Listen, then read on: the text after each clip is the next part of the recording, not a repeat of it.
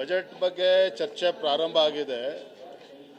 ನಾನು ಕೂಡ ಇವತ್ತು ಬಜೆಟಿನ ಮೇಲೆ ಚರ್ಚೆ ಪ್ರಾರಂಭ ಮಾಡ್ತಂಥ ಸಂದರ್ಭದಲ್ಲಿ ಸದಸ್ಯರು, ಆಡಳಿತ ಪಕ್ಷದ ಸದಸ್ಯರು ಇರಲಿಲ್ಲ, ಅಧಿಕಾರಿಗಳು ಇರಲಿಲ್ಲ. ಹಾಗಾಗಿ ಮೊಟಕುಗೊಳಿಸ್ತಕ್ಕಂಥ ಕೆಲಸ ಆಯಿತು. ಸೋಮವಾರ ಅಥವಾ ಮಂಗಳವಾರ ಮಾತನಾಡ್ತೇನೆ. ರಾಜ್ಯದ ಜನ ಇವತ್ತು ತತ್ತರಿಸಿ ಹೋಗಿದ್ದಾರೆ. ಅಭಿವೃದ್ಧಿ ಶೂನ್ಯ ಒಂದು ಕಡೆ ಆದರೆ, ಬೆಲೆ ಏರಿಕೆಯಿಂದ ಇವತ್ತು ರಾಜ್ಯದ ಜನ ತತ್ತರಿಸಿ ಹೋಗಿದ್ದಾರೆ. ಯಾವ ಬಜೆಟ್ಟು ಈ ನಾಡಿನ ಜನರ, ಬಡವರ, ಕೃಷಿಕರ ಒಂದು ಕಣ್ಣೀರನ್ನು ಒರೆಸ್ತಕ್ಕಂಥ ಕೆಲಸ ಆಗಬೇಕಾಗಿತ್ತೋ ಇದು ಸಾಕಾರಗೊಳಿಸಿಲ್ಲ ಈ ಬಜೆಟ್ ಅಂತಕ್ಕಂಥದ್ದು ನಂದಲ್ಲ, ಎಲ್ಲರ ಭಾವನೆಯೂ ಕೂಡ ಹೌದು. ಬೆಲೆ ಏರಿಕೆ ಬಗ್ಗೆ ಅಂತೂ ಅದು ಒಂದೇ ನಿರಂತರವಾಗಿ ಸರ್ಕಾರ ಕೊಡ್ತಾ ಇರುವುದು.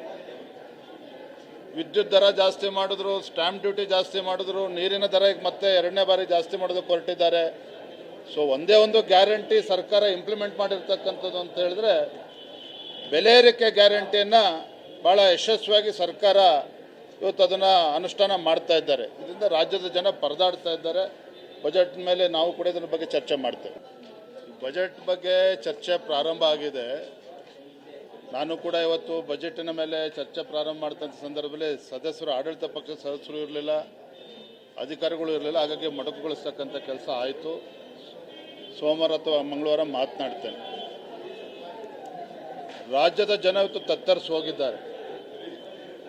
ಅಭಿವೃದ್ಧಿ ಶೂನ್ಯ ಒಂದು ಕಡೆ ಆದರೆ, ಬೆಲೆ ಏರಿಕೆಯಿಂದ ಇವತ್ತು ರಾಜ್ಯದ ಜನ ತತ್ತರಿಸಿ ಹೋಗಿದ್ದಾರೆ. ಯಾವ ಬಜೆಟ್ಟು ಈ ನಾಡಿನ ಜನರ, ಬಡವರ, ಕೃಷಿಕರ ಒಂದು ಕಣ್ಣೀರನ್ನು ಒರೆಸ್ತಕ್ಕಂಥ ಕೆಲಸ ಆಗಬೇಕಾಗಿತ್ತೋ ಇದು ಸಾಕಾರಗೊಳಿಸಿಲ್ಲ ಈ ಬಜೆಟ್ ಅಂತಕ್ಕಂಥದ್ದು ನಂದಲ್ಲ, ಎಲ್ಲರ ಭಾವನೆಯೂ ಕೂಡ ಹೌದು. ಬೆಲೆ ಏರಿಕೆ ಬಗ್ಗೆ ಅಂತೂ ಅದು ಒಂದೇ ನಿರಂತರವಾಗಿ ಸರ್ಕಾರ ಕೊಡ್ತಾ ಇರುವುದು. ವಿದ್ಯುತ್ ದರ ಜಾಸ್ತಿ ಮಾಡಿದ್ರು, ಸ್ಟ್ಯಾಂಪ್ ಡ್ಯೂಟಿ ಜಾಸ್ತಿ ಮಾಡಿದ್ರು, ನೀರಿನ ದರ ಈಗ ಮತ್ತೆ ಎರಡನೇ ಬಾರಿ ಜಾಸ್ತಿ ಮಾಡೋದಕ್ಕೆ ಹೊರಟಿದ್ದಾರೆ. ಸೊ ಒಂದೇ ಒಂದು ಗ್ಯಾರಂಟಿ ಸರ್ಕಾರ ಇಂಪ್ಲಿಮೆಂಟ್ ಮಾಡಿರ್ತಕ್ಕಂಥದ್ದು ಅಂತ ಹೇಳಿದ್ರೆ ಬೆಲೆ ಏರಿಕೆ ಗ್ಯಾರಂಟಿಯನ್ನು ಭಾಳ ಯಶಸ್ವಿಯಾಗಿ ಸರ್ಕಾರ ಇವತ್ತು ಅದನ್ನು ಅನುಷ್ಠಾನ ಮಾಡ್ತಾ ಇದ್ದಾರೆ. ಇದರಿಂದ ರಾಜ್ಯದ ಜನ ಪರದಾಡ್ತಾ ಇದ್ದಾರೆ. ಬಜೆಟ್ ಮೇಲೆ ನಾವು ಕೂಡ ಇದರ ಬಗ್ಗೆ ಚರ್ಚೆ ಮಾಡ್ತೇವೆ.